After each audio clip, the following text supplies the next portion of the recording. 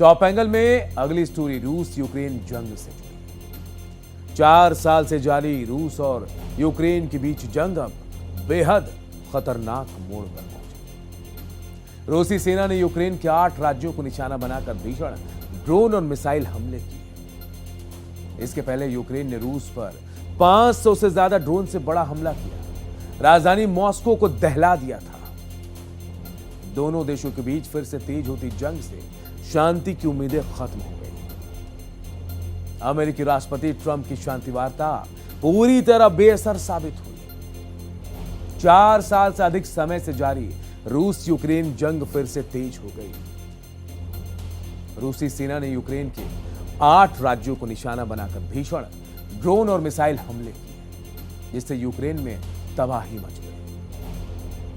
Ukraine के राष्ट्रपति Zelensky ने बताया कि इस एयर स्ट्राइक में रूस ने 524 ड्रोन और 22 बैलिस्टिक और क्रूज मिसाइलें दागी। इस भारी गोलीबारी में 24 से ज्यादा लोग घायल हो गए, जिनमें 3 बच्चे भी हैं।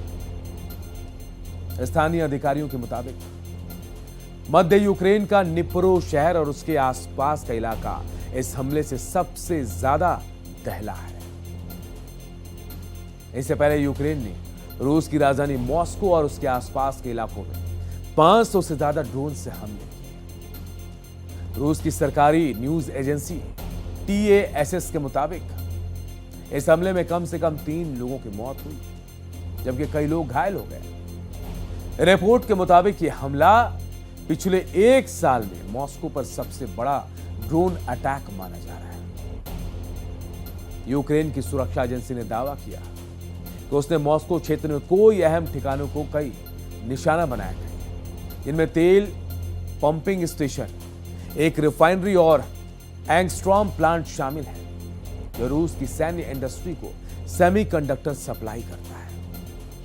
वहीं रूस के रक्षा मंत्रालय का कहना है कि उसने 556 यूक्रेनी ड्रोन को इंटरसेप्ट भी किया। साथ ही मॉस्को की ओर बढ़ रहे 120 से ज्यादा ड्रोन को एयर डिफेंस ने मार गिराया। कुछ ड्रोन के टुकड़े मॉस्को के सबसे व्यस्त शेरमेत्येवो एयरपोर्ट के परिसर में भी गिरे। हालांकि वहां किसी तरह का नुकसान नहीं हुआ। इस हमले के बाद यूक्रेन के राष्ट्रपति जेलेंस्की ने दावा किया कि यूक्रेन की लंबी दूरी तक मार करने वाले ड्रोन अब रूस के अंदर 500 किलोमीटर से भी ज्यादा दूर तक हमला करने में सक्षम है। जेलेंस्की ने कहा कि रूस की मजबूत एयर डिफेंस भी अब यूक्रेन के इन हमलों को पूरी तरह रोक नहीं पा रहे।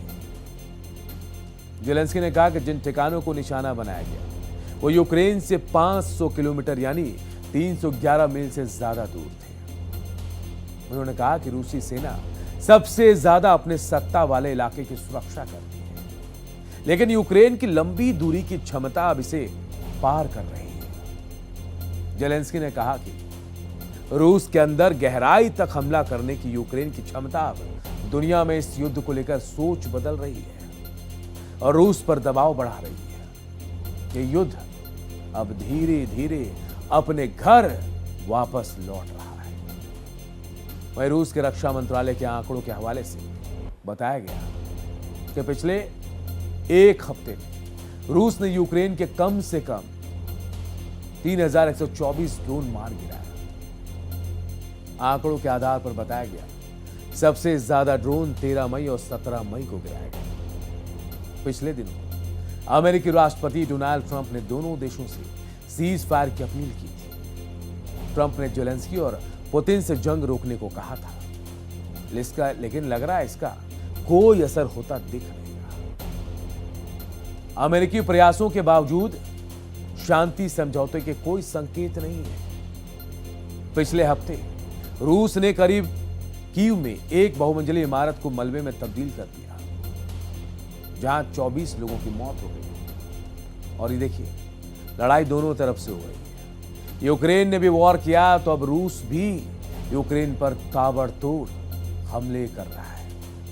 और हैरानी इस बात की है कि इस बार यूक्रेन का हमला बिल्कुल रूस के बीचों बीच हो रहा है और यूक्रेन कह रहा है कि हम रूस के अंदर तक हमले कर सकते हैं।